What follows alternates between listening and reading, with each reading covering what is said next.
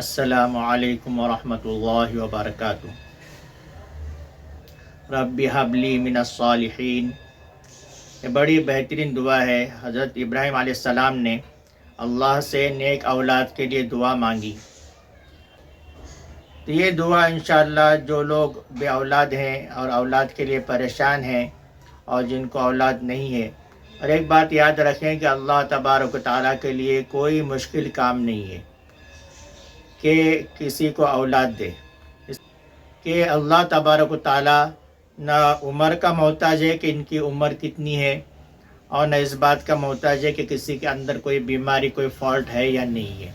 اللہ تبارک و تعالیٰ اگر چاہے تو بعض عورت کو بھی اولاد عطا فرما سکتا ہے۔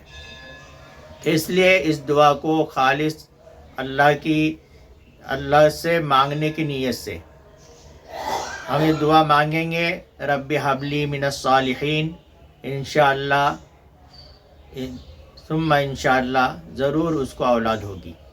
یہ جو دعائیں ہوتی ہیں خاص طور سے اولاد کے لیے، اس میں ایسی کوئی قید نہیں ہوتی کہ اس دعا کو 10 دن پڑھا جائے یا 40 دن پڑھا جائے، اس طرح سے کوئی قید نہیں ہوتی۔ اس لیے کہ یہ جو اولاد ہونا کوئی ایسا نہیں کہ 10 دن کے اندر ہی اس کو پتہ چل جائے کہ اس کو اولاد ہونے والی ہے، یہ کوئی ایسا ضروری نہیں کہ 1 مہینے میں پتہ چل جائے۔ اس لیے ایسی جو دعائیں تو ان کو لگاتار پڑھتے رہنا چاہیے، چاہے اس کو 4 مہینے لگ جائے، چاہے 6 مہینے لگ جائے، چاہے سال لگ جائے، اس دعا کو لگاتار پڑھتے رہنا چاہیے۔ انشاءاللہ اس یقین کے ساتھ میں میری دعا ضرور قبول ہوگی۔